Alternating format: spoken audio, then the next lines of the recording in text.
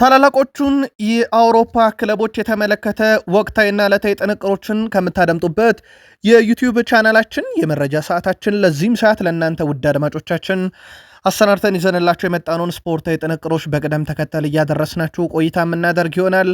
እስከ ፕሮግራማችን ፍጻሜ ቆዩ። ላይክ፣ ሰብስክራይብ፣ ሼር አድርጉን። በሀሳብ መስጫ ሳጥናችን ላይ ሀሳብ አስተያየት ካላችሁ እንደ ሁልጊዜው ዛሬም ልታደርሱን ትችላላችሁ። ውድ ቤተሰቦቻችን በመረጃ ሰዓታችን ወቅቱ የአፍሪካ ዋንጫ እየተደረገ ነው። ከዋክብቶች በሞሮኮ ደምቀዋል። ኬሊያን እምባፔም በሞሮኮ ምን ይሰራል? ለየት ያለ ጥንቅር ይዘንላችኋል። ሞሮኮ ይገኛል። የአፍሪካን ዋንጫ በዛው እናነሳለን። ግን የፈረንጆች ገና እየተከበረ ነውና ለየት ያሉ መረጃዎችን አስቀድመን እናነሳለን። ከስፖርቱ ዓለም ታላላቆቹን ክለቦች፣ ታላላቆቹን ተጫዋቾች የተመለከተ ወቅታዊና ዕለታዊ ጥንቅሮቻችን ዛሬም በአውሮፓ ዙሪያ ለእናንተ ውድ አድማጮቻችን የምናደርሳችሁም ይሆናል። በፕሪሚየር ሊግ የመረጃ ሰዓታችን ታላላቆቹን ክለቦች እንመለከታለን። ክስ የተመሰረተበት አንድ የቢግ ሲክስ ክለብ ተጫዋች አለ። ከነ ምክንያቱ እንነግራችኋለን። ከዛ ውጭ የአንቶኒዮ ሲሜዮኔ ዝውውር ከሲቲ ማንን ሊያሰናበት ይችላል የሚለው በትልቁ ሲጠበቅ ነበረ። መረጃዎቹ እየወጡ ይገኛሉ። በጉዳዩ ላይ ተጨማሪ መረጃ ስላገኘን ይዘነው መተናል። በፕሪሚየር ሊግ ሌሎችንም ክለቦች የተመለከተ ወቅታዊ መረጃዎችን ስናነሳም ሊቨርፑሎች ገናን እያከበሩ ይገኛሉ። ግን ለየት ያለ ምስል ይዘናል። የቡድን ዜና እናነሳለን። በሊቨርፑል የመረጃ ሰዓታችን የማይከል አርቴታ ቡድን ገና ሲደርስ ለአራተኛ ጊዜ ነው በነገራችን ላይ ፕሪሚየር ሊጉን በአንደኝነት ሲመራ የአርሰናልን የመረጃ ሰዓታችንን በቆይታችን ላይ ማለት ነው ማይክል አርቴታን በቡድን ዜና እናነሳለን። ከአርሰናል ቲቪ ጋር ቆይታ ነበረው የቡድኑ ተጫዋች ጋብሪኤል ማርቲኔሊ ከማይክል አርቴታ ቡድን አያያዝ ጋር ከዝውውር ጋር እንዲሁም አርሰናል በቀጣይ ከሚያደርጋቸው ጨዋታዎችና ከጉዳት ከዝውውር ጋር አያይዘን ሰፊ መረጃ ይዘናል።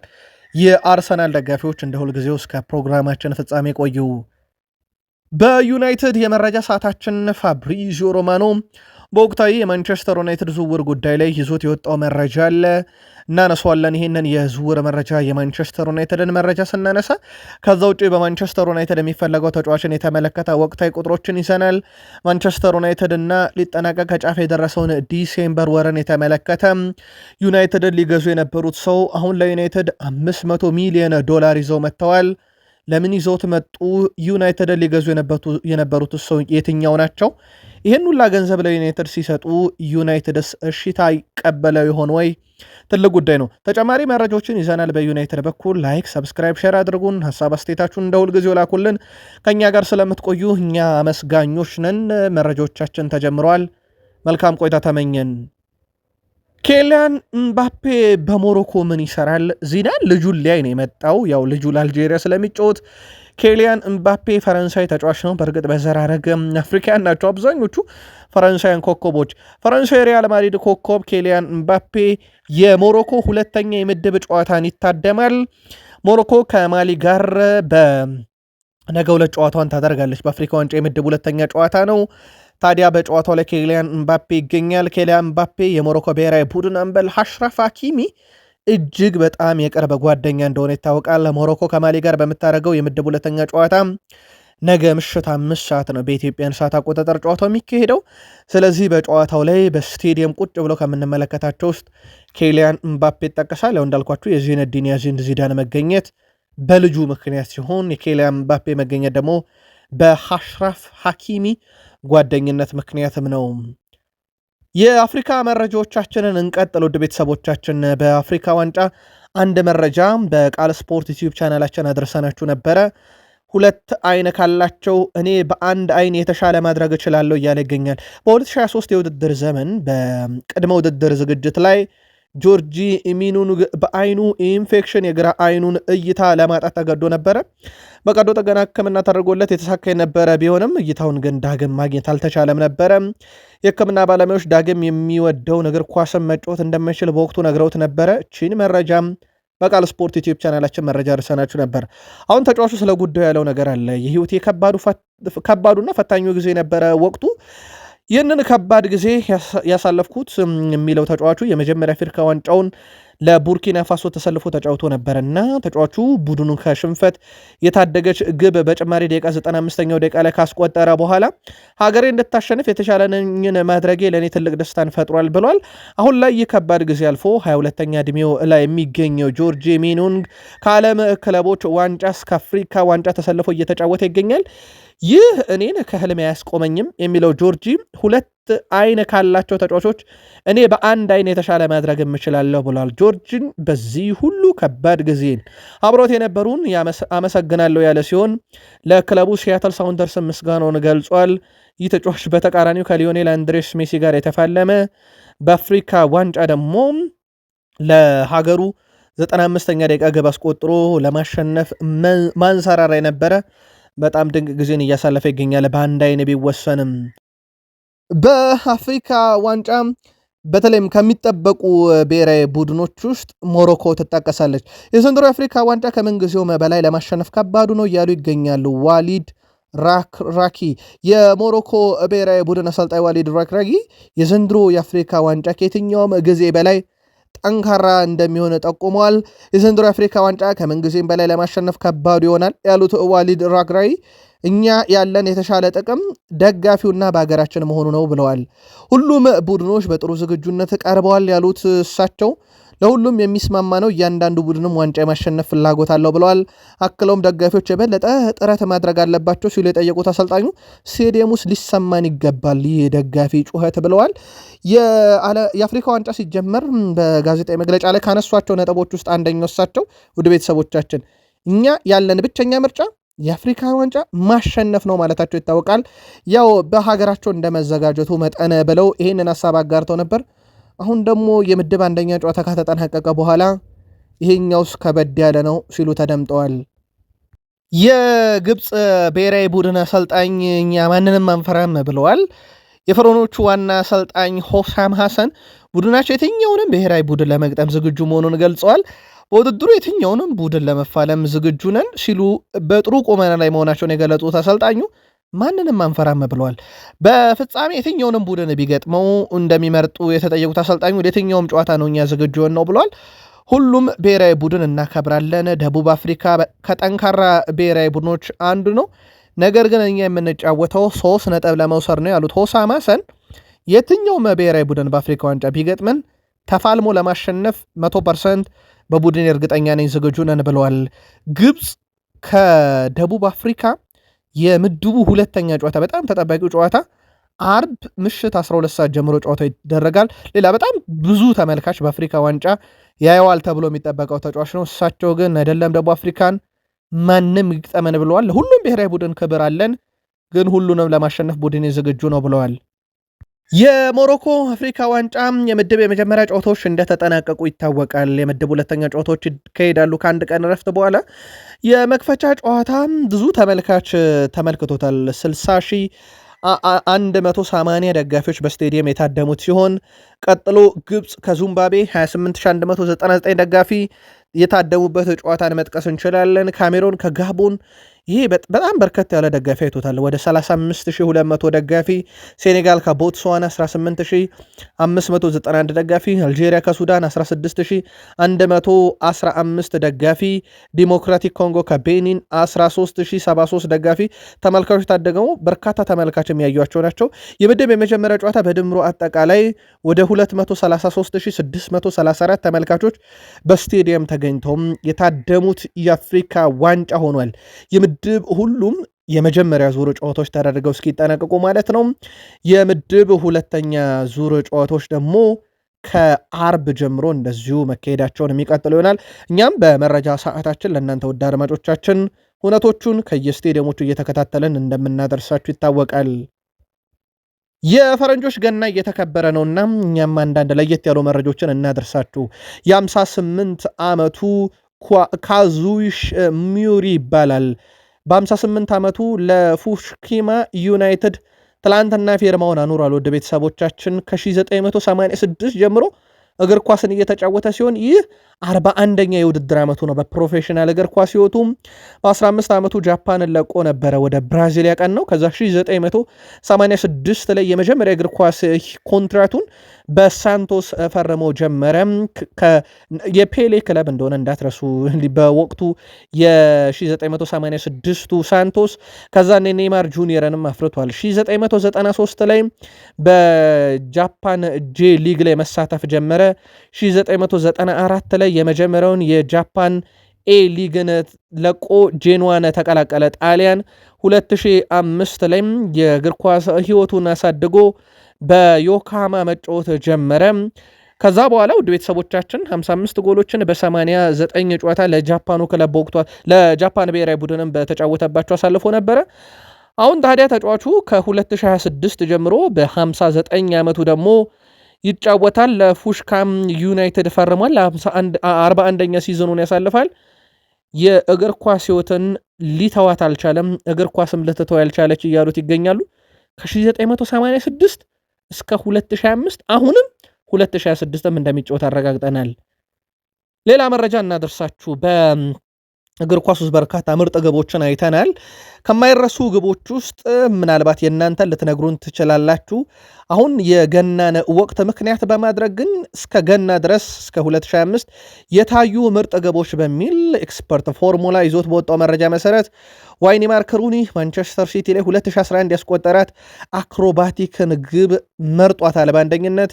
ከዛ በኋላ ዴኒስ ቤርካም በጣም አስደናቂውን ያቺ 2002 ላይ ኒካስል ያስቆጠራት ግብ መቼም አትረሳም።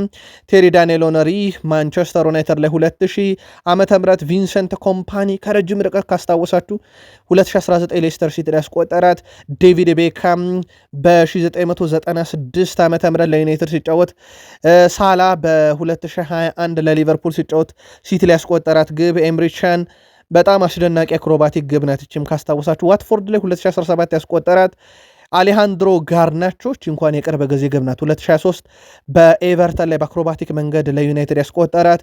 ሩቨን ቫን ፐርሲ ዩናይትድ የመጨረሻውን የፕሪሚየር ሊግ ዋንጫ 2013 ላይ ሲያነሳ ሃትሪክ የሰራባት ያቺ የቮሊ ኳስ ከዋይኒ ማርክ ሩኒ አግኝቶ ያስቆጠራትን ኤክስፐርት ፉትቦል ከ1 እስከ 10 በፈረንጆቹ ገና 2025 ድረስ የታዩ ምርጥ ግቦች ብሎ በ21ኛው ክፍለ ዘመን መርጧቸዋል።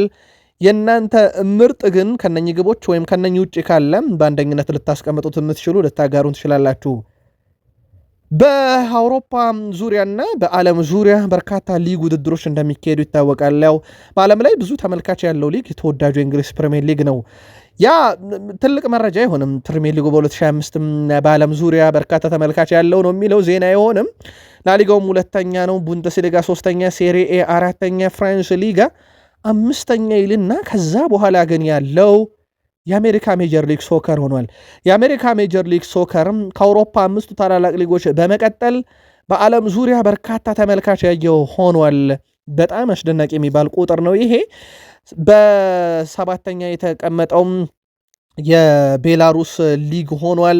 8ኛ ደረጃ ላይ እንግዲህ ያለ በርካታ ሊጎች እነ ኤርዲቪዚ 10ኛ ሊጋ ፖርቱጋል ምናምን አሉ። ግን ከምንም በላይ የአሜሪካ ሜጀር ሊግ ሶከር እስከዚህ ሰዓት ድረስ በርካታ ተመልካች ያየው ከቢግ ሲክስ ከቶፕ 5 ሊጎች በኋላ የሜሲ ሊግ ወይም ሜሲ የሚገኝበት የአሜሪካ ሜጀር ሊግ ሶከር ሆኗል። የሪያል ማድሪዱ ብራዚላዊ ተጫዋች ኤንድሪክ ወደ ሊዮን ካቀና በኋላ ብራዚላዊ የሪያል ማድሪድ የፊት መስመር አጥቂም ስፍራ ተጫዋች ቬኒሺየስ ጁኒየር ለሀገሩ ልጅና የቡድን አጋሩ ኤንድሪክ በሊዮን መልካም ሁሉ ይግጠም ሲል መልካም ምኞቱ ልኮለታል። በገና መልእክት ላይ የ19 ዓመቱ ብራዚላዊ ተጫዋች እስከ ውድድር ዓመቱ መጨረሻ በ6 ወር የውሰት ውል የፈረንሳዩን ክለብ ሊዮንን ለመቀላቀል መወሰኑ የሚታወቅ ነው። ታዲያ በማህበራዊ ትስስር ገጹም ቬኒሺየስ ጁኒየር መልካምን ሁሉ ይግጠም ብሎታል። ራሱን ለዓለም ዋንጫ ብቁ ለማድረግ በማሰብ ወደ ፈረንሳይ የሚያቀናው ብራዚላዊ ታዳጊ ከ6 ወር በኋላ ግን ወደ ሎስ ብላንኮቹ ይመለሳል። ይህ ግን ዋስትና ይሰጠዋል ተብሎ አይታመንም። ውድ ቤተሰቦቻችን ካርሎ አንቾሎቲም በአንድ ወቅት ተጠይቀው ስለ የትኛው የዓለም ዋንጫ ስለ 2026 ወይንስ ስለ 2030 ነው ብለው ምላሽ ሰጥተው ነበረ በገደምዳሜውም ቢሆን።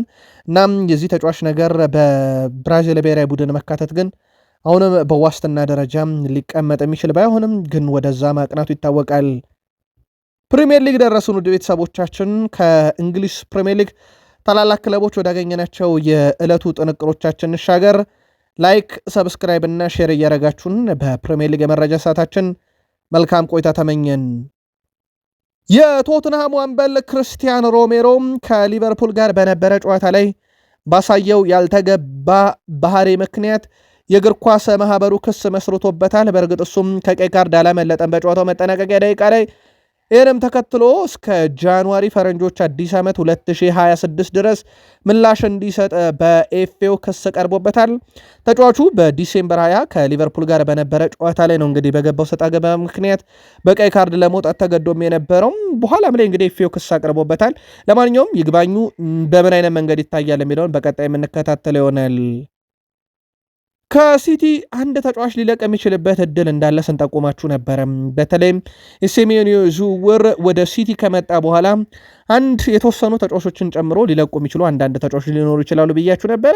ከዚህ ጋር በተያዘ ፋብሪዚዮ ሮማኖ የሴሜኒዮ ዝውውር መጠናቀቅ በኋላ ምናልባትም ደቦብ ያሉ ተጫዋቾች ከሲቲ የመልቀቅ እድላቸው በጣም ሰፊ ነው ተብሏል። ካስታወሳችሁ በክረምት ኖቲንግሃም ፎረስት ይህን ተጫዋች ለመውሰድ ጥረት አድርጎ ሲቲ ያለቅም ብሎ የቀረ ተጫዋች እንደነበረ እናስታውሳለን። ዶርትመንድን ጨምሮ በርካታ ክለቦች ከተጫዋቹ ጋር ውይይቶችን አድርገዋል።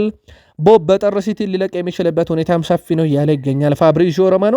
በተለይም የሲሜኔ ዝውውር ያው በሲቲ በኩል ፍላጎታቸውን ገልጸው ለበርነማውዝ ተጫዋቹም ደግሞ የቀረበለትን ጥያቄ ከገመገመ በኋላ ሲቲን መቀበሉ ይታወቃል። በቀጣይ ቀናትም ዝውውሩ ይጠናቀቃል ተብሎ ሲጠበቅ የቦብን ስንብት ግን በሲቲ በኩል እንደዚሁ ሊያስመለክተን ይችላል ተብሎ የሚጠበቀው ዝውውር ነው።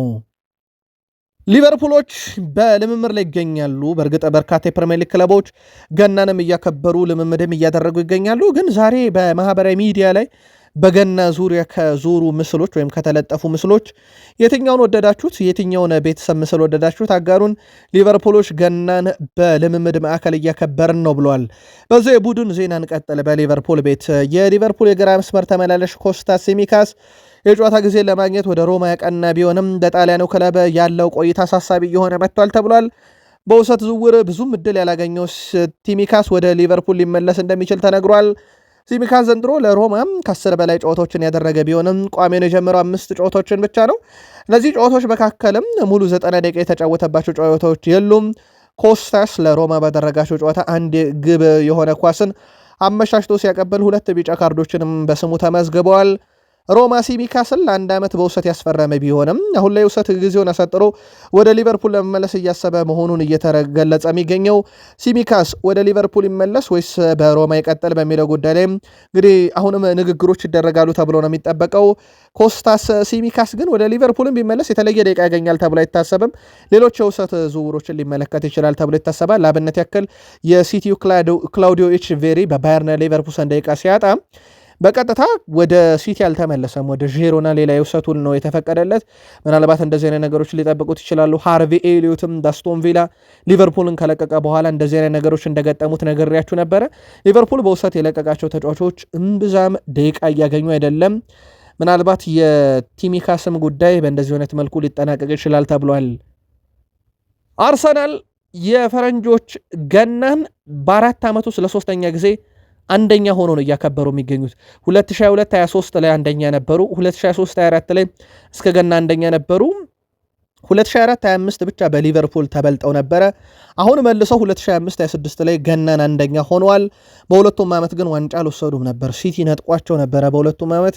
ዘንድሮ ያው ማይክል አርቴታ አይደገምም እንደዚህ አይነት ነገር ብለው የፕሪሚየር ሊግ መሪነታቸውን አስጠብቀን እስከ መጨረሻው እንቀጥላለን ማለታቸው ይታወቃል። ማይክል አርቴታ በአርሰናል አሰልጣኝነታቸው እስካሁን ወደ 318 ጨዋታን መርተዋል። 190 ድል፣ 58 አቻ፣ 68 ሽንፈት ገጥሟቸዋል። በአጠቃላይ ግን ውድ ቤተሰቦቻችን በገና ሰሞን አንደኛ ሲሆኑ ምናልባት የዋንጫውን መጨረሻ ላይ ይዞ ማጠናቀቅ ሁኔታ በጥያቄ መልኩ ቢነሳባቸውም ነገር ግን ማይክል አርቴታ ዘንድሮ ያ አይደገምም ብለዋል። በዓመቱ መጨረሻ የምንመለከተው ይሆናል። የገና በዓልን በሊጉ አናት ላይ ሆነን ማሳለፋችን ስለሚፈጥረው ስሜት እንረዳለን። በሊጉ አናት ላይ መሆናችን ጫና ይሰማናል አለልም። ነገር ግን ያሉ ስሜቶች አሉ ብሏል። በገና ሰሞን አንደኛ መሆን መረጋጋት አለብን። በራሳችን በክለባችን በአሰልጣኝ ላይ ሙሉ እምነት አለን። ትኩረታችን አሁን በእያንዳንዱ ጨዋታ ላይ ነው ብሏል። የአርሰናሉ ብራዚላዊ ተጫዋች ጋብሪኤል ማርቲኔሊ ጥሩ ተጫዋቾች ስላሉን ብቻ ዋንጫዎችን እንደማናሸንፍ እናውቃለን። በብዙ መንገድ ጨዋታዎችን ለማሸነፍ ግን ልበ ሙሉ ቡድን አለን ብሏል። ከጨዋታ በፊት ፈጣሪያችንን ሁሉ ለምነን ነው የምንገባው፣ ከጨዋታም በኋላ እናመሰግናለን ብለዋል ማርቲኔሊ። የክለብ አጋሮቹና ጓደኞቹን ቤተሰቦቹን በአጠቃላይ ሁሉንም መልካም ምኞቱን ከገለጸ በኋላ ዘንድሮ በገና በዓል ሰሞን አንደኛ መሆናችን ጫና ይሰማናል አልልም፣ ከጫና ውጭ ሆነን ግን ደግሞ በእያንዳንዱ ጨዋታ ላይ ትኩረት አድርገን ዋንጫውን ስለማረጋገጥ እያሰብን እንገኛለን ሲል ተደምጧል። ከማይክል አርቴታ ጋር በተያያዘ አንዳንድ ጥያቄ እየተነሳ ነው። በተለይም የሳቸው ያጨዋወት ስታይል ለታዳጊዎችና እንደ ኢብሪቼ ኢዜ ላሉ ሲኒየር አይነት ወይም ደግሞ ይሄ በጣም ለበቁ ተጫዋቾች አይሆንም ሲስተማቸው የሚሉ አንዳንድ ትችቶች እየቀረበባቸው ነው። ኢብሪቼ ኢዜ ከቅርብ ጊዜ ወዲህ የመጫወቻ ደቂቃው እያነሰ መጥቷል። በእርግጥ ኦዴጋርድ ባልነበረበት ሰዓት ላይ ቡድኑ 10 ቁጥር ነበር። ሌላው የጨዋታ እድል ያጣው ታዳጊው ተጫዋች ነው። ገና 19 ዓመቱ ነው። በእርግጥ ኢስማኤል ስኬሊ ግን የዓለም ዋንጫ ሊያመልጠው ይችላል፣ ምንም ጥያቄ የለውም። እሳቸው አንደኛ የተነሳባቸው ጉዳይ ይሄ ነው። የእሳቸው የታክቲክ ሁኔታ ለታዳጊዎችና አንዳንድ በጣም ለበቁ ተጫዋቾችም ላይሆን ይችላል የሚለው ቅሬታ የተነሳባቸው። አርሰናል ግን በኢስማኤል ስኬሊ ጉዳይ ላይም በጥር ዝውውር መስኮት በውሰትም በቋሚነትም ከክለቡ እንዲለቅ አይፈቅድለትም ተብሏል። በቦታው ላይ ያው ሪካርዶ ካላፊዮሪ ዘንድሮ ከጉዳት ነፃ መሆኑን ተከትሎ ቋሚ ተሰላፊ ነው። አርሰናል የአካዳሚ ተጫዋች የሆነውን ይሄን ተጫዋቻቸውን ታዲያ በቡድኑ ማቆየትን ቅድሚያ ይሰጣሉ። የመጫወቻ ደቂቃን ለማግኘት ክለቡን ይለቃል ተብሎ ስማቸው ከተጠሩት ሌላኛው ኢታን ንዋኔሪ ጋር ይጠቀሳል። ግን አርሰናል ሁለቱንም በጥርም በቋሚም ይሁን በውሰት የመልቀቅ ዕቅድ የላቸውም ተብሏል። አርሰናል አሁን ላይ በቡድን ውስጥም ካሉ ተጫዋቾች ትራንስፈር ማርኬት ቡካዮ ሳካ እና ዴክላን ራይስ ከ130 ሚሊዮን ፓውንድ በላይ ወጪ ማስደረግ የሚችሉ የአርሰናል ውድ ተጫዋቾች ናቸው ብለዋል። ዊሊያም ሳሊባ 3ኛው ውድ ብሎታል። ኦዴጋርድ 4ኛ፣ ጋብርኤል ማጋሊሽ 5ኛ፣ ማርቲን ዙቤሜንዲ 6ኛ፣ ዩሊያን ቲምበር 7ኛ፣ ጋብርኤል ማርቲኔሊ 8ኛ፣ ጋብርኤል ማጋሊሽ ነው 5ኛ፣ ጋብርኤል ማርቲኔሊ 8ኛ፣ ኢታን ዋኔሪ 9ኛ እንዲሁም ማይልስ ስኬሊ 10ኛው የአርሰናል ውድ ተጫዋቾች ብለውም ትራንስፈር ማርኬት አስቀምጧቸዋል።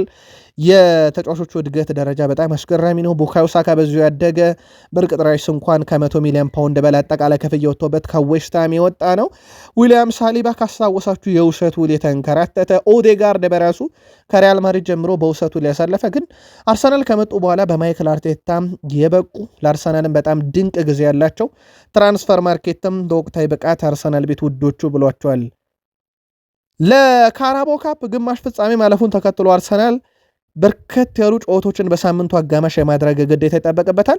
ለሚቀጥሉ 8 ሳምንታትም በየ3 እና 4 ቀኑ በአርሰናል በኩል ጨዋታዎችን እናያለን። አርቴታ ሙሉ ስብስቡን እንግዲህ በፈረንጆች አዲስ ዓመት የመጀመሪያ ወር መጠናቀቅ ወይም ጃንዋሪ መጠናቀቅ ድረስ ያገኛሉ ተብሎ ይጠበቃል። በእርግጥ ግን ያም ቢሆን ለሚቀጥሉት 8 ሳምንታት በጣም ፈታኝ የተባሉ ጨዋታዎችን በየ3 እና 4 ቀኑ ለማድረግ ይገደዳል።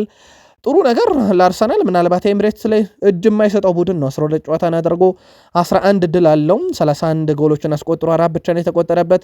በ12ቱ ጨዋታ በአጠቃላይ 4 ጨዋታ ላይ ብቻ ነው መረቡም የተደፈረው። በ8ቱ ክሊንሺት አለው። በኤምሬትስ እንግዲህ እንደዚህ አይነት ጠንካራ ቡድን ነው አርሰናል በዚህ ውድድር ዓመትም ደጋፊዎቹም በዚህ ረገድ በማይክል አርቴታ ብዙ ጊዜ ሲወደሱ እናውቃለን። ምናልባት የጉዳት ዜናን አፕዴት ለማድረግ ያክል በፊታችን ቅዳሜ 12 ሰዓት ላይ በ18ኛ ሳምንት የእንግሊዝ ፕሪሚየር ሊግ አርሰናል በኤምሬትስ ብራይተንን ያስተናግዳል። ማጋሌሻው በጨዋታው ላይ ይገኛል ተብሎ አይታሰብም። በተጫዋቹ በኩል ምናልባትም ጋብርኤል ማጋሌሽ ከቀጣዩ ጨዋታ ጀምሮ ልናየው እንችላለን። ምናልባትም በዲሴምበር መጨረሻ አካባቢ ባለ ጨዋታ ላይ ልናየው እንችላለን። ሄንካፔ ከኤቨርተን ጋር በነበረ ጨዋታ መጠነኛ ጉዳት ያስተናገደው ሄንካፔ ከካራባው ካፕ ስብስብ ውጭ እንደሆነ ይታወቃል። በብዙ ጉዳቶች እንግዲህ የሳሳው የማል ተከላካይ ስፍራ ላለፉት 7 ጨዋታ በተከታታይ በመሰለፍ ሄንካፔ እንግዲህ በጣም ድንቅ ነበረ እስከ ጉዳቱ ድረስ። ለብራይተን ጨዋታ ግን መድረሱን በተመለከተ አጠራጣሪ ነው ተብሏል። ስታንዳርድ ስፖርት ይዞት በወጣው ካይ ሃቨርትዝን በተመለከተም የተጫዋች ምናልባት በዚህ ሳምንት በሚደረገው ጨዋታ ላይ ከተጠባባቂ ወንበር ልናየው እንችላለን። ኋይት ሞሽኬናና ማክስ ዶማንን ከፈረንጆቹ አዲስ ዓመት የመጀመሪያ ወር መጠናቀቅ በፊት ወደ ቡድኑ ይመለሳሉ የሚለው መረጃ ነው እስካሁን አፕዴት የተደረገው። ከዙር ጋር በተያዘ ልናነሳው የምንችለው የአርሰናል ቦርድ የመሃል ሜዳ ተጫዋችን ለማስፈረም ትኩረት ሰጥተው እያዩ ይገኛሉ። በተለይም ታዳጊ ተጫዋች ነው ማምጣት የሚፈልጉት። በቼልሲም ጭምር ከሰሞኑ በመለሚያዎች እየታየ የሚገኘው የ18 ዓመቱ አዮብ ቡአዴ በዋነኝነት አሁንም በአርሰናል ዝርዝር ውስጥ ካሉት ውስጥ ነው። በነገራችን ላይ በጣም ረጅም የሚባል ተጫዋች ነው። ተጫዋቹ በአማካኝ ስፍራ ላይ ሆኖ ከ1 ሜትር ከ85 ሳንቲም በላይ ይረዝማል። በመሃል ሜዳ ተጫዋች ላይ በትልቁ እናዋለን። ኮንትራቱ በ27 የሚጠናቀቀው ታዳጊ እስከ 40 ሚሊዮን ዩሮ በትራንስፈር ማርኬት ተለጥፏል። አንድሪያ ቤርታ እንግዲህ በጥር የዝውውር መስኮት ይሰሩበታል ከተባሉ ዝውውሮች ውስጥ ይጠቀሳል። በእርግጥ እሳቸውም ከጣሊያኑ ክለብ ኤስ ሚላን አንድ ታዳጊ ተጫዋችም ለማምጣት ፍላጎት እንዳላቸው እንደዚሁ በትልቁም እየተነገረ እንደነበረ ይታወቃል። ሩበን አሞሪ የቦክሲንግ ዴይ ጨዋታ ለደጋፊዎች ምን ያህል ትርጉም እንዳለው እንረዳለን። በዚህ ቡድን በተጫዋቾችና እኛም እንግዲህ መካከል ያለው ነገር ለደጋፊዎች ድል አድርገን ጨዋታውን እንደ ስጦታ ማበረከት ነው ለደጋፊው ብለዋል። እንግዲህ በቡድኔ በጣም ደስተኛ ነኝ። ባሉን ተጫዋቾች፣ በመጡት ተጫዋቾች፣ በወጣት ተጫዋቾች አምናለሁ። በጣም እርግጠኛ ነኝ በተጫዋቾቼ ብለዋል። ግን በአፍሪካ ዋንጫ ቁልፎቻቸውና በጉዳት እንዳጡ ይታወቃል። በነገራችን ላይ በአፍሪካ ዋንጫ የሚሳተፉ የዩናይትድ ተጫዋቾች ብሪያን ቤሞ 1 አሲስት እና የጨዋታ ኮከብ፣ አማድ ዲያሎ የአሸናፊነት ግብና የጨዋታ ኮከብ፣ ኑስር ማዝራዊ አሲስት አድርገዋልና የዩናይትድ ተጫዋቾች ለሀገራቸውም የሚጠበቅባቸውን አይነት ግልጋሎት እየሰጡ ነው። ያው ዩናይትድን ግን እንዳጎደሉበት ይታወቃል። ሩበን አሞሪም በአካላዊ መመዘኛ ጠንካራ የቡድን አለኝ፣ ጎሎችን የሚያስቆጥር በጣም ጠንካራ ቡድን አለኝ ብሏል። ግን ተጋጣሚያቸው ኒካስል ዩናይትድም በጣም ጠንካራ እንደሆነ አስታውሰው በተለይም እንደ ኒክ ቮልትሜድ ያለ ተጫዋችን በጣም ጥንቃቄ ሊያደርጉበት እንደሚገባ ቡድናቸው አያይዘው ገልጸዋል። በማንቸስተር ዩናይትድ ውስጥ ደግሞ ከሚጠበቁት ዝውውሮች ውስጥ ይሄ አማካይ ክፍሉ ነው። ማንቸስተር ዩናይትድ መረጃን አሰባስቧል ተብሏል። የሩበን ኔቬዥን እስካሁን ድረስ ከቡድኑ አልሂላል ጋር ምንም አይነት ድርድር አልተደረገም። ከተጫዋቹም ጋር ቢሆን የተደረገ ድርድር የለም። ያው ጥሩ ዜና ምናልባት ለዩናይትድ ከተባለ ተጫዋቹ ወደ እንግሊዝ መመለስ ይፈልጋል የሚለው ነው። በእንግሊዝ በወልቭስ በጣም ልምድ ያለው ተጫዋች ነበረ። ወደ አረቡ ዓለም ሲሄዱ በጣም ካልተጠበቁ ዝውውሮች ውስጥ የሩበን ኔቬዥ አንደኛው ነበረ። ይህን ተጫዋች ደግሞ ሩበን አሞሪ እንግዲህ በ28 ዓመቱ ላይ እንደመገኘቱ ምናልባት እስከ 3 ዓመት ኮንትራት አስፈርመው የቡድኑ አካል ማድረግ ይፈልጋሉ። እሳቸው ያው ለ6 ወር ለዓመት የምናመጣው ተጫዋች የለም ማለታቸው ይታወቃል። ያው 3 ዓመትም ግን በፕሮፌሽናል ኮንትራት ውስጥ በጣም ረጅም የሚባል ነው። ይህን ተጫዋች ምናልባትም ሊያመጡበት የሚችሉበት እድል ካለ መረጃዎችን ማሰባሰባቸውን መቀጠላቸውን አሁን ከጥቂት ደቂቃ በፊት ፋብሪዚዮ ሮማኖም በዘገባው ይዞት ወጥቷል። ሌላው ከማንቸስተር ዩናይትድ ጋር ሊነሳ የሚችለው ውድ ቤተሰቦቻችን በተለይም በማንቸስተር ዩናይትድ ቡድን ማጠናከር ሂደት ላይ የዝውውር መስኮቱ ላይ አንዳንድ እንቅስቃሴዎችን ሲያደርጉ በአፍሪካ ዋንጫ ሀገሩን ወክሎ እየተጫወተ የሚገኘውን ያነ ዲዮሜንዲን ዩናይትድ እየተመለከቱ እንደሆነ ይታወቃል። በቡንደስሊጋ ለአረቤ ላይፕዚግ ይጫወታል። በ7 የመጨረሾቹ የቡንደስሊጋ ጨዋታዎች ላይ በጣም አስደናቂ ሬቲንጎች አሉት። 10 ያገኘበት ሬቲንግ አለ። በነገራችን ላይ በሌፕዚግ እና በፍራንክፎርት ጨዋታ ላይ 6-0 ባሸነፉበት ጨዋታ ላይ በጣም አስደናቂ ነበረ። የተጫዋች በጨዋታ ደረጃ ሃትሪክ የሰራበትን እናስታውሳለን። ሆፈኔም ሌፕዚግ ላይ ግብ አስቆጥሯል። ኦግስቡርግ ላይ 2 አሲስት እና ግብ ነበረው። በሬቲንግ ደረጃ ካየነው ከ7 በታች ሬቲንግ አልተሰጠውም። በአፍሪካ ዋንጫ ሀገሩን ወክሎ እየተጫወተ ይገኛል።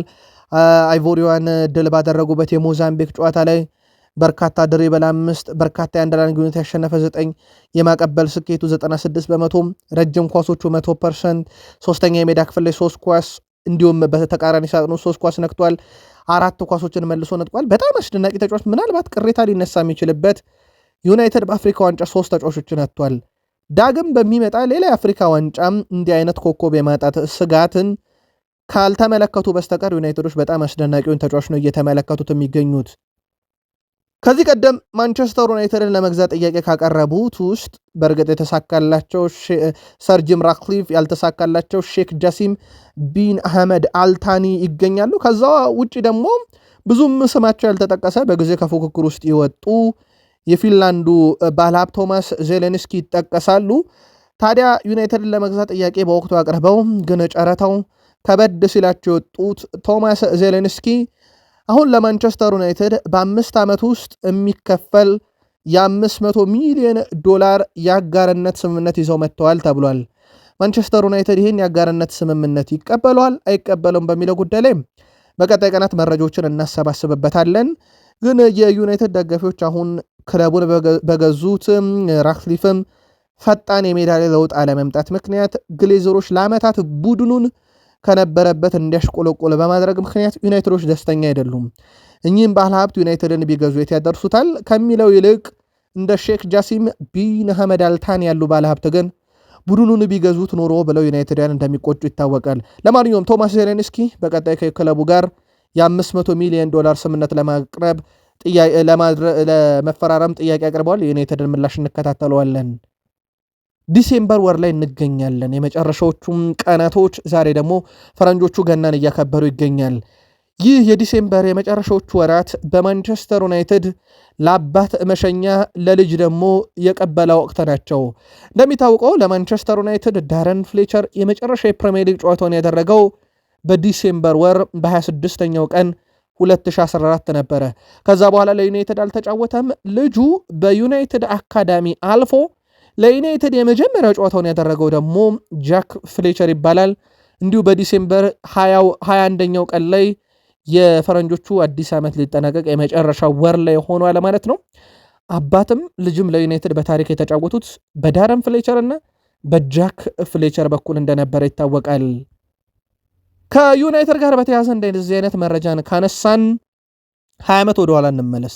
ልክ በዚች ቀን የሊጉ የምንጊዜ ምርጥ የመሃል ተከላካይ ከሚባሉት ውስጥ አንዱ የሆነው ኒማንያ ቪዲች በዩናይትድ ፊርማውን ያኖረበት ነው። ማንቸስተር ዩናይትድ ከሱ በኋላ ታዲያ 5 የፕሪሚየር ሊግ ዋንጫን፣ 1 ሻምፒዮንስ ሊግ፣ 1 የዓለም ክለቦች ዋንጫ፣ 3 የካራባው ካፕ ዋንጫን አሳክቷል። ዩናይትድ ያልተደገመ ተጫዋቹ ከተባለ ምናልባትም በልበ ሙሉነት ኒማንያ ቪዲች ብሎ መጥራት ይቻላል።